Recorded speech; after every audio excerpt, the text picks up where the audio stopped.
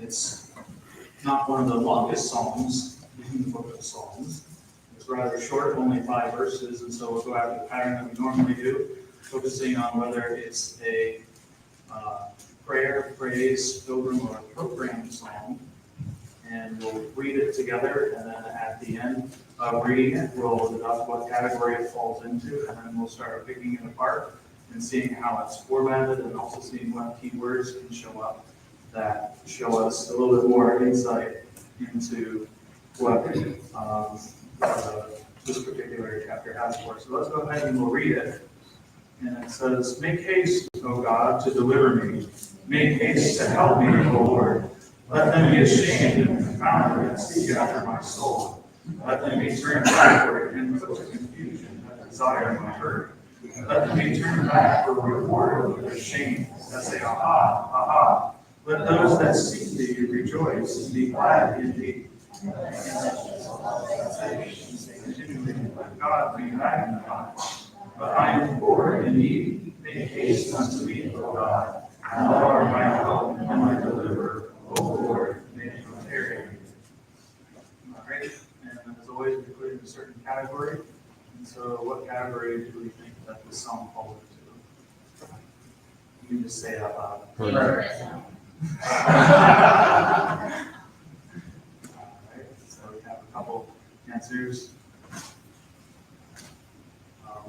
I personally have put this into a prayer in the Psalms because it's one of 3 lament psalms in the last part of the book of Psalms. 69, 70, and 71 all are 3 lament psalms before you get into the end of the book, which is more of a praise psalm, I would say, for ending the book of Psalms. Now you see some similarities between Psalms 40 and the psalm with a couple different word differences, and so that's really interesting to see as well. So as we look at the psalm and see some key words, what are some observations that we see from this psalm? Yes, Elizabeth.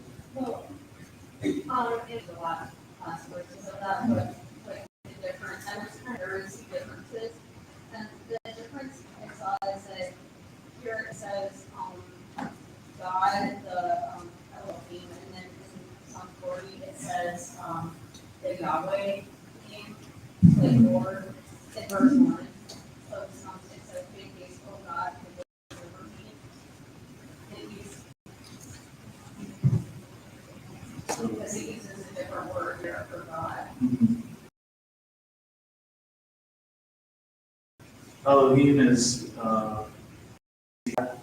as a plural name for God, and it means God or gods, which means that God, the Father, the Son, and the Holy Spirit. You see that applied in Genesis, where you got Elohim, gods, created the heavens and the earth, where you just see the name of Yahweh or Jehovah. It's referencing to the 4-letter name for God that no one can pronounce, basically the Yud Vav of the name of God that is just written out in Hebrew in the Bible that we see, where many Jews, when they came to it, they wouldn't say the name for God, they would just say Adonai or Elohim or Hashem when they saw the name for God there. And so that's really interesting how that when they referenced the name for God, it was something that was one of the holiest things that they would ever write down on the parchments of paper, where they would cleanse themselves. They would go and they would take a bath and come back before writing down the 8 strokes of the name of God on that particular parchment paper. Very, intense moment, to where if they made one mistake, they would have to rip out that parchment and throw it away and start over on that page, so that they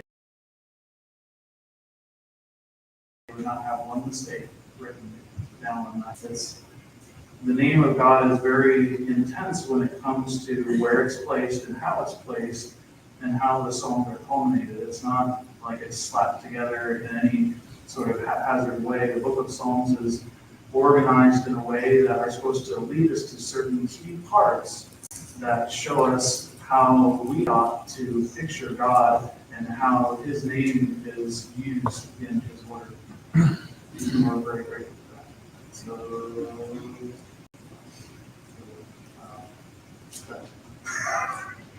yeah. So looking at it with the, like, the perspective of it being, Exodus, I was thinking through how, in the beginning, in the first part where it talks about the are just, they're following after waiting, kind of looking for confirmed, waiting for him to kind of start about to heal it. And I was thinking about, Moses and how, his own brother and sister were just kind of, wanting to, God did just speak to him. So they wanted to, not necessarily just to trip up, but to at least, bring him down a little bit, elevate themselves a little bit more. I was thinking, looking ahead to the Pharisees who couldn't wait to see when Jesus would, be comes down and all of, and the world is looking for Christians to kind of act for any opportunity. But even not even just the world, I mean, Moses was his own brother and sister. There might be people who are watching every move that you make and the action that you take. So then, verse 4 is the remedy. Seek after and rejoice in the God of Him.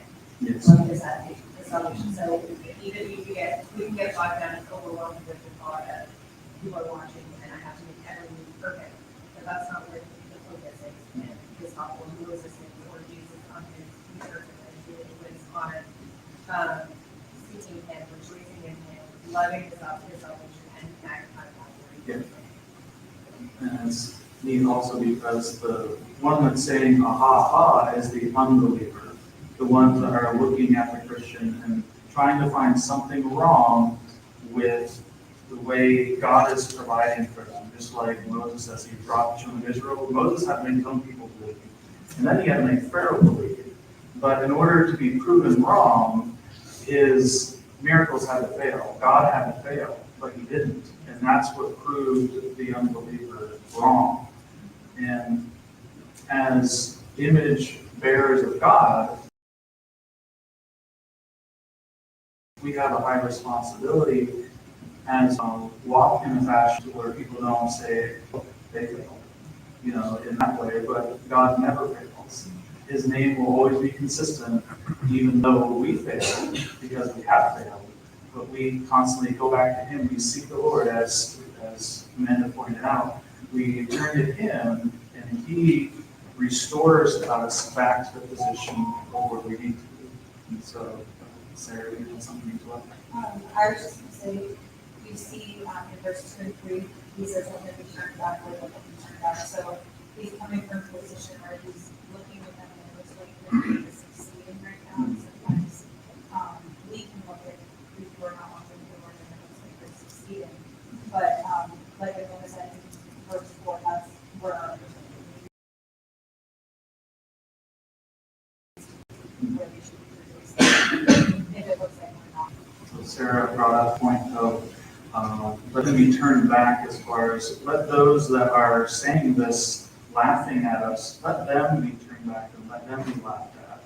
Let their own, in other Psalms it said, let their own calamity fall upon them in their own ways. They want to live this way, Lord, let them live in that way of what they're saying happens to us, let it happen to them, so that they can see the reward of the direction that they've chosen to be in.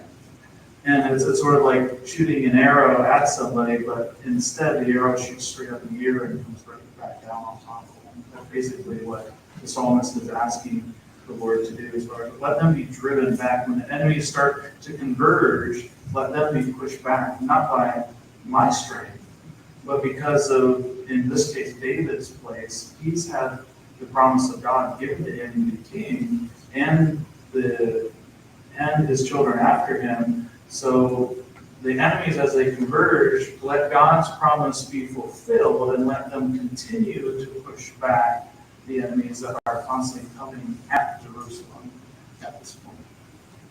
Any other? Yes, Elizabeth. It seems like, so he says in verse 1, deliver me, and then in verse 2, he's saying, let them be ashamed that seek after my soul. And he's saying, God, make haste, like, help me quickly.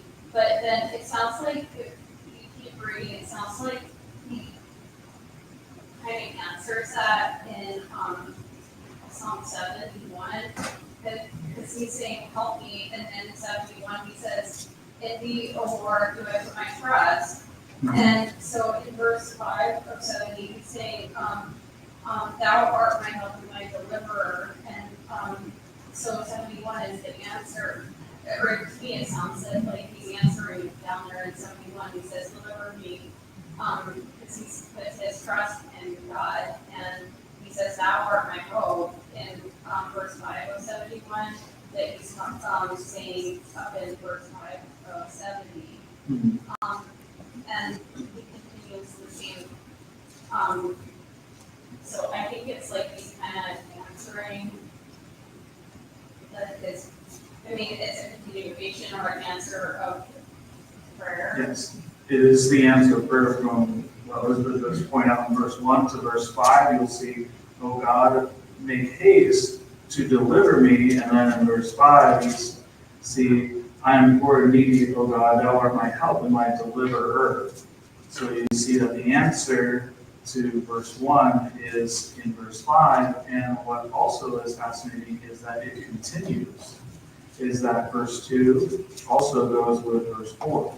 And then you'll see where it's a parallel song, only the last part of the parallel, instead of going 1, 2, 3, is actually a 1, 2, 3, 2, 1 in this psalm. So it all converges on the middle verse in verse, I believe it's verse 3. It says, let them be turned back for reward of their shame that say, aha, aha. So that's like the middle part of the psalm. And then it kind of branches from the middle, it goes back and forth to where the first goes with the last.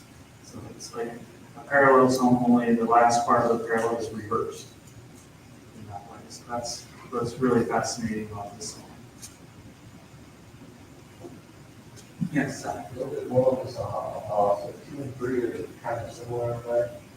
But I don't know if this is poetry or not, but not the aha. So these people are so bad, they would want someone to come so quick. They literally are finding joy in David's distress. Okay, so it's a desire of the heart, it's the joy of the heart to bring David distress. So David is fleeing from a wicked man. yes. And so what Zach pointed out is that these men that are desiring his hurt in verse 2, that they would be put to confusion, and that's also in verse 2, and then that they be turned back, that are ones that are finding joy in pursuing David and taking advantage of him, and that are also having joy in attacking David. But they're not just attacking David as the king, they're attacking the God that gave David the promise that is allowing him to be king in Israel. And that's what David is realizing in the song. They're not attacking me, Lord, they're attacking you. And so if they're attacking you, make haste, O God, to do something about it. Because I'm seeing, it's almost like in his desperation, he's realizing that the window of God acting is very small, and that the time is of the essence of God showing him what needs to be done, or God just doing what needs to be done in order to bring David to that delivering moment that he really needs at the end of verse 5. Really good observations. Yes. You know, we look at this song, it applies to many different situations in David's life. But since we're looking at it in the lens of Exodus, the thing that really pops up to me is kind of like when they get to the Red Sea, they got Pharaoh's army chasing them. God, hey, hurry up, we're out of time here. Yeah. Help me, deliver me. They're seeking after me, they're pursuing. Let there be turned back that say, ah, gotcha, where are you gonna go, where are you gonna go now? He's pinned down, there's no way out from his perspective. God, you're gonna have to hurry up and do something. But what's his focus is verse 4, let God be magnified. Not, God, get me out of this so that I can have comfort.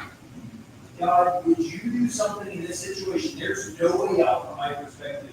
Would you do something that will bring you glory? But in verse 5, but hurry up. Yeah. Make haste. Don't delay. Yep, and so Michael brought out that this reminds him of when the children of Israel came out of Egypt, and time was of the essence. The Egyptians were on, they could see the dust rolling from their chariots and their horsemen coming after them, and then when they reached the river, they were trapped. There was nowhere for them to go, and all the people let Moses know, hey, there's nowhere to go. What did you bring us out here just to die? We should have died in Egypt. Why did you bring us out if we're just going to die out here?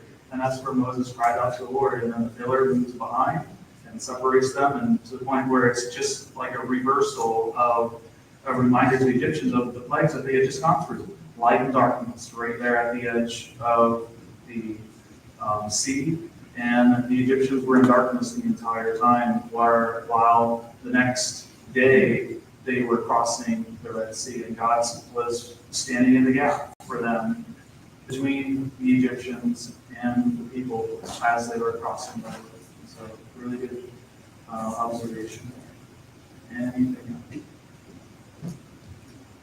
Another observation?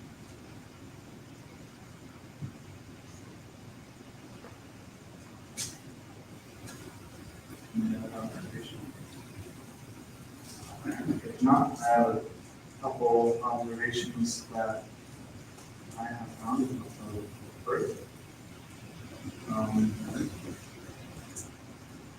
We also notice the heading of the Psalms. It says to the chief producer Psalm of David to bring to remembrance. And so this is a psalm that could have been used in a time for a memorial sacrifice that would have been rehearsed for bringing up a memory or something that would cause the people to remember something that God had done for them and offering a sacrifice to the Lord. It could have been a psalm that was just sung in remembrance at a special holy day that the Israelites had in order to cause them to remember things that God had done in the past.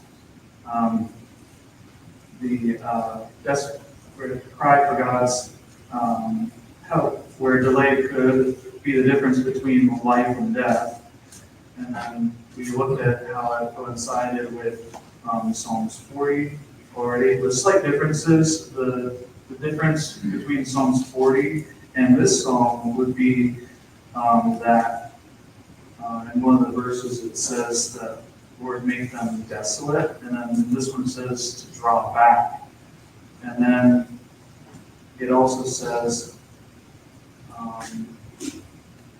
yet the Lord thinketh upon me in Psalms 40, and then it says, make haste to help me in Psalm 70. And so you can see slight difference there in those 5 different verses. Key words that, at least the word that I found that stuck out to me most was seek in verse 4 is the same word as in Exodus 33:7. Everyone that sought the Lord went out to the tabernacle to seek the Lord. And just put that in a perspective, what happened in Exodus was the people met God on Mount Sinai, and they saw that Moses was delaying. And so you'll see that in the psalm as well. Lord, don't delay. And when Moses delayed, the people, they thought he was dead on the mountain. And so they made their own God at the bottom. Moses comes back down after 40 days, sees the people, breaks the commandments. And what that started is a chain reaction where all of a sudden God could not be with people. And so the tabernacle that was made at the time, Moses had to pitch outside the camp and put far away, and then anyone that wanted to seek the Lord went out of the camp in order to have that fellowship with God. And that was a separation that had to take place because God was ready to say, okay, Moses, I'm going to make a generation of people through you, but promise is going to come through you and your family only, and then the rest of these people, they're all going to die. Moses says, Lord, but remember the Egyptians and the people that you just conquered. What are they going to say about the people, about your people, Lord? And he stood in the gap, and God repented himself for the evil that he thought righteously to do to his people. So it wasn't anything that God did wrong. It was just something that God's punishment would justify. God repented himself and decided, so, okay, we're going to do a reset to where Moses, you're going to go back up to the mountain. You're going to get the 10 Commandments again, bring them down. But while the people are seeking the Lord, you see Joshua, he's in the tabernacle and he's worshiping God as a part where he's in the tabernacle of God and meets with Moses at the beginning of the tabernacle, and then Moses comes down the second time with the tables of stone, and God basically tells Moses at Exodus, I believe it's 34, where he says, okay, Moses, I'm going to send the angel before you, but I'm not going to go with you. You're just going to follow the angel of the Lord, and you're just going to go into the promised land. Moses says, Lord, if you don't go with us, there's no reason for us to go. There's no reason whatsoever. If your presence isn't with us, then there's no reason for us to go into the promised land. We want your presence. And when all the people heard this, they were distraught. They didn't know what to do. They worshipped at their tent door because the tabernacle was set aside from them. And they were separated. And so what had to come to pass was the people had to have a want to seek the Lord in order for God's presence to be restored in that camp. And so the people had to take inventory, just like we did. I think it was fitting that we did the program today because it was taking self-inventory of their own sin, realize what they had done. They just violated the first 3 commandments of God when they built this, when they built this god of this calf, and Moses destroyed it, so that didn't last very long. But when they realized that God and Moses were still on the same track, nothing had changed, then they repented. And then God gave Moses the directions to build the tabernacle the right way and to assemble it. And that's what you see the last, basically, 4 chapters of Exodus is all about building the tabernacle in the way that God specifically designed it to be in order to worship him and have the presence of God meet with them and to have his presence lead them into the promised land. That's where Exodus basically ends, when you have the tabernacle and you have God meeting with them. And so we can see, well, how does that apply to David's life? Well, towards the end of Samuel, you'll see where Samuel also sinned by numbering the people. And that caused a plague. Well, when the children of Israel, when they sinned, that also caused a plague as well. God put a plague on the people right after they built this god that they did calf, this golden calf. And so they can see some parallel happening there. And then David, as he has this choice, well, after bringing the people, God sends him a prophet, and he says, well, pick three things to choose that are going to be God's judgment upon Israel. And David basically says, well, I'd rather fall into the hands of the Lord than into my enemies or be slaves to a foreign people, so I'm going to take the pestilence. Well, 70,000 people died in that pestilence, and God told David, this is how you get back to having fellowship with God, is I want you to go to this place and build an altar and have a sacrifice to the Lord in order to restore the fellowship. And so David goes to that threshing floor that the man has and buys it and builds an altar, and that just happens to be the place where the temple was built. There's a similarity between the tabernacle being built and the temple eventually being built so that God can have that fellowship with his people. And so I just thought that was a neat parallelisms that you have between the book of Samuel, and then what's also something to point out too is that it's not just our enemies in this psalm that David is referencing, it's also our own sin, because that's our biggest enemy in here throughout the Psalms, and that's the enemy that Christ eventually came and conquered, because the devil's laughing at us too. Because of our sin, our own past decisions, our own past regrets come up and they laugh at us in our minds and they plague us. And our sin separates us from God and hinders our ability to get the victory over the enemy. And so, how do we get the victory? We must repent and seek the Lord and desire His Holy Spirit to guide us. And it says that Exodus 37 and 15, verse 7 and 15, Moses desired God's presence to go with them or not be led into the promised land at all. And then 2 Samuel 24:17, David repented and obeyed God's direction for restoring fellowship with God in a place where the temple of God's presence would eventually be built. At the end of David's life, he warned Solomon in 1 Kings 2:1-4 that if Solomon would obey and follow God, God will keep His promise of keeping David's descendants on the throne.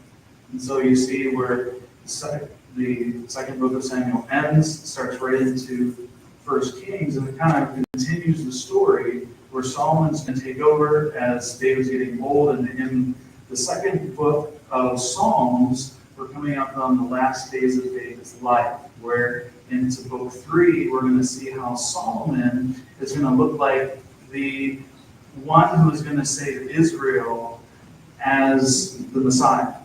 But as we saw, as Pastor was teaching in the book of Kings and the kings of Israel, each king was looked at that way, but you see where each one of them failed. They continually failed, one right after another, until Jesus came and fulfilled that role. And so we're kind of looking at Solomon the same way in the Psalms, as is this going to be the one that's going to be the Messiah? Is it going to be Solomon? Is it going to be into this new era of saving God's people? And we see how Solomon is eventually going to fail, but David listened with this promise: if you obey God with all your heart, soul, and mind, then God will continue His promise that He promised to me. He'll fulfill it through you. And then Solomon will pass it on to his children, and to his children, and to his children. And that was the promise that they were given back in Deuteronomy, that if you obey God with all your heart, soul, and mind, then God will fulfill His promises through us. And so how can we apply that to our hearts? If we obey God and keep His commandments, He will lead us and He will have His presence in our hearts if we keep our eyes on Him. And that's my takeaway for Psalms tonight. And so, we dismiss. Dear Lord, we thank 70. We pray, Lord, that you'll help us to keep our eyes on you, and that your Holy Spirit will guide us in everything that we do and say, Lord, so that we're not hindered by our testimony, Lord, and that others will want to come to you through what you've done in our hearts and in our lives, Lord. I pray, Lord, that your presence will go with us through every day of this week, Lord, and through the years to come. In Jesus' name, amen.